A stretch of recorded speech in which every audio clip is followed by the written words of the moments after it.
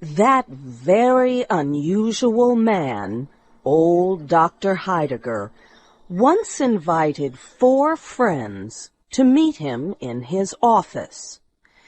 There were 3 white-bearded gentlemen, Mr. Medbourne, Colonel Killigrew, and Mr. Gascoigne. And there was a thin old lady whose husband had died, so she was called the Widow Wycherly. They were all sad old creatures who had been unfortunate in life. As a young man, Mr. Medbourne had lost all his money in a badly planned business deal. Colonel Killigrew had wasted his best years and health enjoying the pleasures of women and drink. Mr. Gascoigne was a ruined politician with an evil past. As for the Widow Wycherly, tradition tells us that she was once a great beauty, but shocking stories about her past had led the people of the town to reject her, so she lived very much alone. It is worth stating that each of these 3 men were early lovers of the Widow Wycherly, and they had once been on the point of killing each other over her. "My dear old friends," said Dr. Heidegger, "I would like your help in one of my little experiments." He motioned for them to sit down. Dr. Heidegger's office was a very strange place. The dark room was filled with books, cobwebs, and dust. An old mirror hanging between 2 bookcases was said to show the ghosts of all the doctor's dead patients. On another wall hung a painting of the young woman Dr. Heidegger was to have married long ago, but she died the night before their wedding after drinking one of the doctor's medicines. The most mysterious object in the room was a large book covered in black leather. It was said to be a book of magic. On the summer afternoon of our story, a black table stood in the middle of the room. On it was a beautiful cut-glass vase. 4 glasses were also on the table. Dr. Heidegger was known for his unusual experiments, but his 4 guests did not expect anything very interesting. The doctor picked up his black leather book of magic. From its pages, he removed a dried-up old rose. "This rose," said the doctor, "was given to me 55 years ago by Sylvia Ward, whose painting hangs on this wall. I was to wear it at our wedding. Would you think it possible that this ancient rose could ever bloom again?" "Nonsense," said the Widow Wycherly with a toss of her head. "You might as well ask if an old woman's lined face could ever bloom again." "See?" answered Dr. Heidegger. He reached for the vase and threw the dried rose into the water it contained. Soon a change began to appear.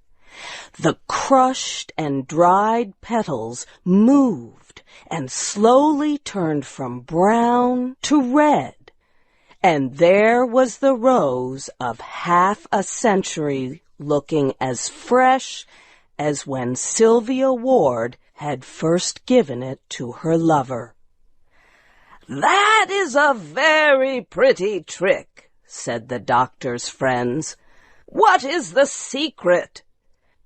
"Did you ever hear of the Fountain of Youth?" asked Dr. Heidegger. "The Spanish explorer Ponce de Leon went in search of it centuries ago, but he was not looking in the right place. If I am rightly informed, the famous Fountain of Youth is in southern Florida. A friend of mine has sent me the water you see in the vase." The doctor filled the 4 glasses with water from the Fountain of Youth. The liquid produced little bubbles that rose up to the silvery surface. The old guests agreed to drink the water, although they did not believe in its power. "Before you drink, my friends," the doctor said, "you should draw up a few general rules as guidance before you pass a second time through the dangers of youth. You have had a lifetime of experience to direct you. Think what a shame it would be if the wisdom of your experiences did not act as a guide and teacher." The doctor's 4 friends answered him with a laugh. The idea that they would ever repeat the mistakes of their youth was very funny. "Drink, then," said the doctor. "I am happy that I have so well chosen the subjects of my experiment." They raised the glasses to their lips. If the liquid really was magical, it could not have been given to 4 human beings who needed it more. They seemed as though they had never known youth or pleasure. They looked like they had always been the weak, unhappy creatures who were bent over the doctor's table. They drank the water. There was an almost immediate improvement among the guests. A cheerful glow like sunshine brightened their faces. They looked at one another, imagining that some magic power had really started to smooth the lines on their faces. "Quick! Give us more of this wondrous water," they cried. "We are younger, but we are still too old." "Patience," said Dr. Heidegger, who watched the experiment with scientific coolness. "You have been a long time growing old. Surely you could wait half an hour to grow young." Again he filled their glasses. The 4 guests drank the liquid in one swallow. As the liquid passed down their throats, it seemed to change their whole systems. Their eyes grew clear and bright. Their hair turned from silver to darker shades. "My dear widow, you are lovely," cried Colonel Killigrew, who watched as the signs of age disappeared from her face. The widow ran to the mirror. The 3 men started to behave in such a way that proved the magic of the Fountain of Youth's water. Mr. Gascoigne's mind turned to political topics. He talked about nationalism and the rights of the people. He also told secrets softly to himself. All this time, Colonel Killigrew had been shouting out happy drinking songs while his eyes turned towards the curvy body of the widow Wycherly. Mr. Medbourne was adding dollars and cents to pay for a proposed project. It would supply the East Indies with ice by linking a team of whales to the polar icebergs. As for the widow Wycherly, she stood in front of the mirror, greeting her image as a friend she loved better than anything in the world. "My dear old doctor," she cried, "please give me another glass." The doctor had already filled the glasses again. It was now near sunset, and the room was darker than ever. But a moon-like light shined from within the vase. The doctor sat in his chair, watching. As the four guests drank their third glass of water, they were silenced by the expression on the doctor's mysterious face. The next moment, the exciting rush of young life shot through their blood. They were now at the happy height of youth. The endless cares, sadness, and diseases of age were remembered only as a troubled dream from which they had awoken. "We are young!" they cried. The guests were a group of happy youngsters, almost crazy with energy. They laughed at the old-fashioned clothing they wore. They shouted happily and jumped around the room. The widow Wycherly, if such a young lady could be called a widow, ran to the doctor's chair and asked him to dance.